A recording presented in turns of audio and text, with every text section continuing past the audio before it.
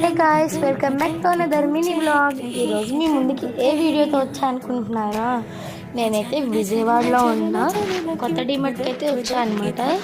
ఇదైతే 1 year అవుతుంది పెట్టి. మేమైతే ఇంట్లో థింగ్స్ లేవని చెప్పి వచ్చాము. కావాల్సిన థింగ్స్ అన్నీ వేసుకుంటున్నాము.